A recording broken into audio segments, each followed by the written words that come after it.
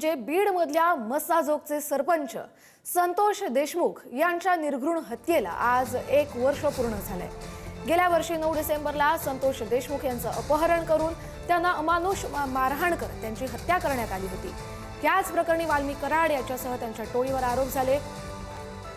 तत्कालीन मंत्री धनंजय मुंडे यांच्यावर देखील आरोप झाले आणि त्यानंतर त्यांचं मंत्रिपद गेलं। मात्र इतकं होऊनही हत्या प्रकरणातील आरोपी कृष्णा आंधळे 1 वर्ष उलटूनही फरार आहे। वर्ष लोटलं मात्र देशमुख कुटुंबियांना अजूनही न्याय मिळालेला नाहीये। देशमुख कुटुंबियांच्या डोळ्यातील अश्रू थांबलेले नाहीये। देशमुख कुटुंबासोबतच मस्साजोगकरांच्या मनात न्यायाची प्रतीक्षा अजूनही कायम आहे।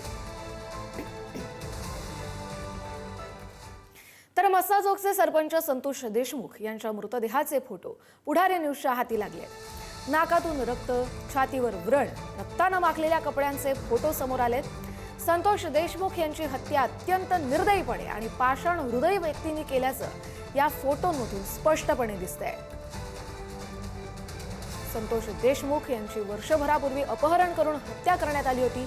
ती हत्या किती क्रूरपणे झाली होती याचे फोटो, नाकातून रक्तस्राव होतोय, छातीवर व्रण आहे, रक्तानं माखलेल्या कपड्यांचे फोटो पुढारी न्यूजच्या हाती लागले।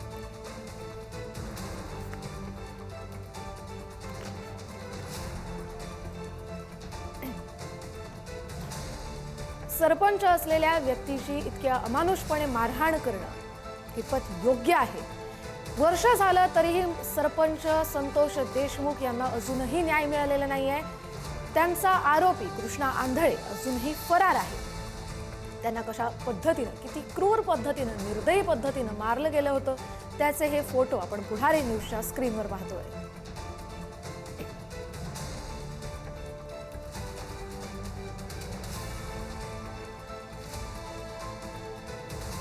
संतोष देशमुख यांच्या मृतदेहाचे फोटो आपण पुढारी न्यूजवर पाहतोय। 1 वर्ष उलटले, त्यांचं अपहरण करण्यात आलं होतं। त्यांच्या शरीरात अक्षरशः लाही लाही झाली असेल जेव्हा त्यांना अशा क्रूर पद्धतीनं मारलं गेलं।